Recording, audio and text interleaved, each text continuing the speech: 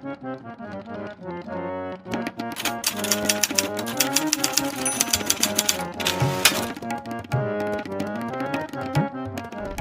चित्तरंजन कोलटकर या आपल्या मालिकेचा आज 10वा भाग मी तुमच्यापुढे आणतो आहे.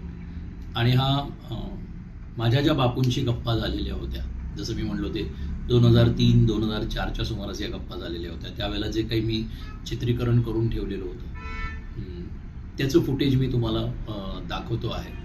आणि आज त्याचा शेवटचा भाग बापूंच्या एका स्वगतानी होणार आहे. पण तत्पूर्वी जे काही महत्त्वाचे उल्लेख बापूंच्या संबंध कारकिर्दीमधले राहून गेले असं मला स्वतःला वाटतं. त्यातला एक सगळ्यात महत्त्वाचा तो म्हणजे मुद्रा राक्षस या नाटकामध्ये विजयाबाईंनी दिग्दर्शित केलेल्या या नाटकामधला त्यांचं चाणक्याची भूमिका.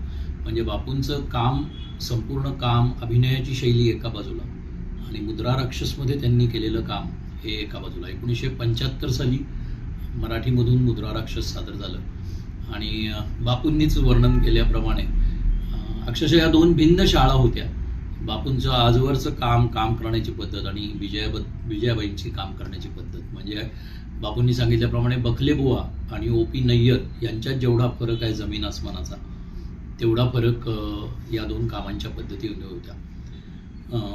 भरत मुनींच्या नाट्यशास्त्राप्रमाणे त्या पद्धतीवर, त्याच्यातल्या वर्णनानुसार नाटकाचा प्रयोग कसा सादर व्हावा त्या पद्धतीने बाईंनी हे नाटक बसवलेलं होतं.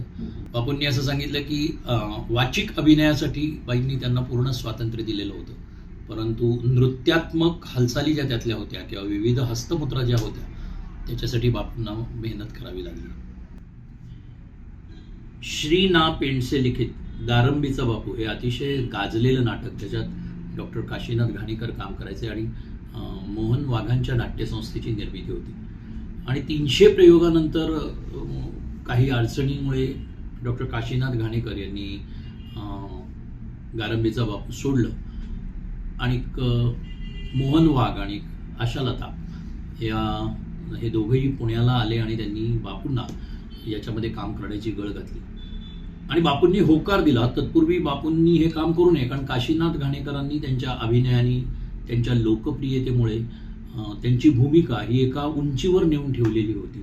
आणि अशी उंचीवर ठेवलेली असताना 301व्या प्रयोगापासून बापूंनी काम करायचं, तर वसंत शिंद्यांपासून सगळ्यांनी बापूंना त्याच्यामध्ये काम करू नका असा सल्ला दिलेला होता. परंतु चित्तरंजन कोलटकरांनी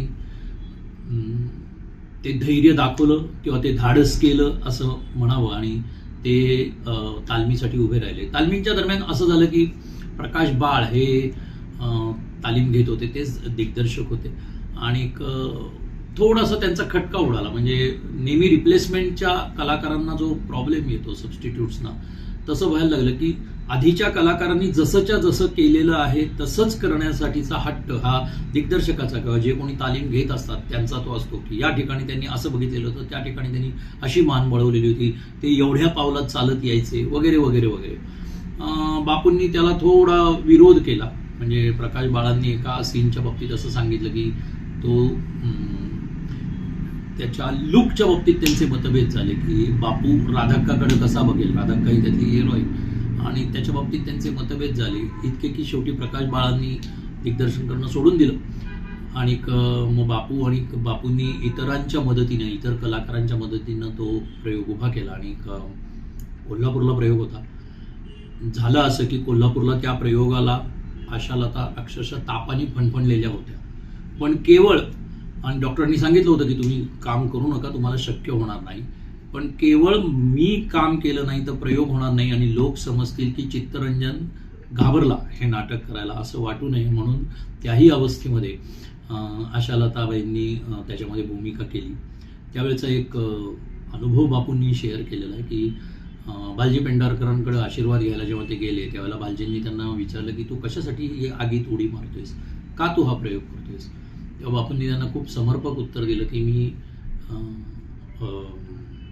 चिंतामणराव कोल्हटकरांचा मुलगा आहे आणि बालजी पेंढारकरांचा मानसपुत्र आहे. आगीशी खेळणं हे माझ्या रक्तात आहे आणि त्यामुळे मी करतोय. लॉजवरनं प्रयोगाला जात असताना, कुलूप लावत असताना एक अनोळखी गृहस्थ त्यांच्याकडे आले आणि मला तुम्हाला काहीतरी द्यायचं आहे असं म्हणले. आणि त्यांनी त्यांच्या उजव्या तळहातावर पोळ्याचा गणपती ठेवला आणि हा आशीर्वाद समजा तुम्ही. आणि बापूंनी म्हणले की एका गृहस्थाच्या घरी आलात तुम्ही, मी असं तुम्हाला रिक्त हस्ताने जाऊन देणार नाही. आणि 111 रुपये त्या गृहस्थांना दिले आणि प्रयोग करायला बापू थिएटरवर आले. आणि बापूंनी तो प्रयोग पेलून नेला. दोघांची अतिशय भिन्न कॅरेक्टर्स होती. म्हणजे काशीनाथ घाणेकरांच्या पद्धतीने करत होते. बापूंनी गारंबीचा बापू हा एका वेगळ्या पद्धतीने साकार केला. तो लोकांना, प्रेक्षकांना आवडला सुद्धा. आणि नंतर बापूंनी त्याचे खूप प्रयोग केले. तर हा एक बापूंच्या कारकिर्दीमधला, गारंबीच्या बापूमधला बापू ही एक महत्वाची भूमिका बापूंनी केली होती. वसंत कानेटकर लिखित विषवृक्षाची छाया हे बापूंनी केलेलं एक महत्वाचं नाटक. आणि त्याच्यामधली चिंतो बापूची भूमिका ही बापूंच्या काही आवडत्या भूमिकांमधली प्रथम क्रमांकाची भूमिका होती असं बापूंनी लिहून ठेवलेलं आहे. इतिहासाचार्य राजवाडे, इतिहासाचे संशोधक राजवाडे म्हणून जे पुण्यामध्ये सुप्रसिद्ध होते, त्यांच्या कॅरेक्टरवरती ही भूमिका बेतलेली आहे. आणि बापू ती अतिशय सुंदर सादरी करायचे. त्यांच्या भूमिकेच्या अभ्यासामध्ये त्यांनी पुण्यामधलेच एक रामभाऊ चांदोरकर म्हणून इतिहासाचे संशोधक अभ्यासक होते, त्यांच्या व्यक्तिमत्वाकडे बघून त्यांनी ही भूमिका बेतलेली आहे. म्हणजे हे रामभाऊ चांदोरकरांच्या बाबतीतलं एक सांगायचं म्हणजे त्यांनी शिवाजी महाराज साक्षर होते हे पुराव्यानिशी सिद्ध केलं आणि तसे पेपर्स जमवले आणि त्याचे पुरावे गोळा केलेले आहेत. हा त्यांच्या स्वतःच्या इतिहास संशोधनामधला महत्त्वाचा टप्पा आहे. तर अशा रामभाऊ चांदोरकर एक चष्मा, टोपी, अर्ध्या बायांचा सदरा, धोतर आणि किडकिडीत शरीरयष्टी अशा पद्धतीची आणि त्यांचं चालणं, बोलणं, या रामभाऊ चांदोरकरांचं बापू सांगतात, मी निरीक्षण करत असताना मला एकदा जाणवलं. म्हणजे टिळक स्मारक मंदिर जे आहे पुण्यामधलं, त्याच्या बोळामध्ये ते राहायचे आणि टिळक रोडच्या बसस्टॉपवरती फेकून दिलेली जी तिकीटं असायची ती तिकीटं ते गोळा करायचे.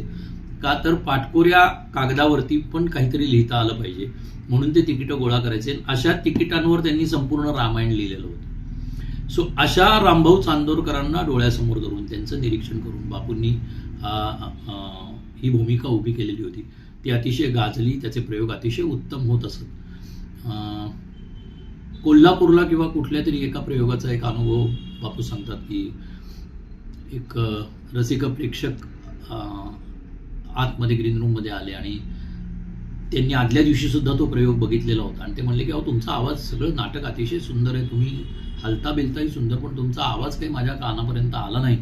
आज जर तसं झालं तर मी प्रेक्षागृहातून जोडा फेकून मारीन, अशा पद्धतीने समोर येऊन सांगितलं.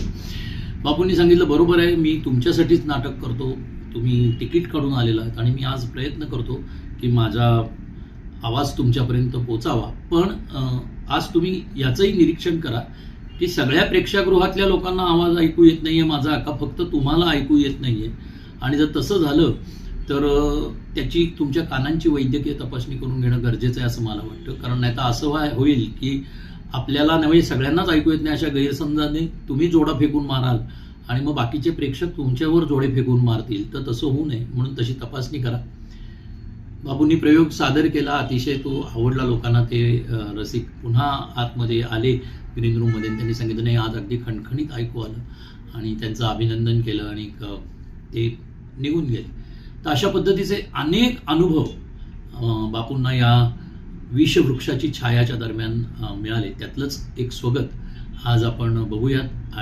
आणि चित्तरंजन कोलटकर या 10 भागांची आज आपण सांगता करूयात.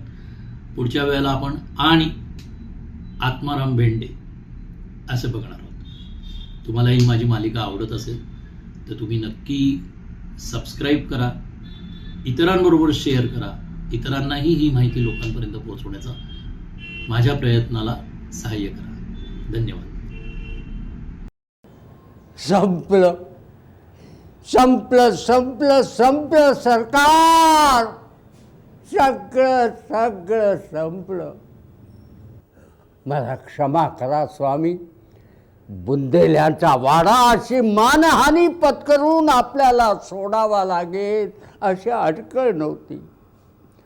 उमेद होती मराठ्यांच्या खरोखरी इज्जतीने आम्ही आपली स्थापना करू. निबर खोकडे सोडली तरी कच्ची बच्ची तरी आपणापासून काही स्फुरत घेतील आणि या देशाचे भले करतील. आशा फोल ठरली. हे लोक नवत स्वामी, हे लोक नवत. हा तर पोटाठी जनावरांचा कळप आहे, कळप. समाज, अरे हा कसला समाज? खाणे विणे आणि मरून जाणे या परता दुसरा धर्म यांना ठावा नाही. हे तुमच्यापासून काही शिकणार नाहीत किंवा हे शहाणेही होणार नाहीत. यांचं रक्त नासलंय, यांच्या हाडं ठिसूळ झाले, यांच्या पाठीत मुळी कणाच उरलेला नाही.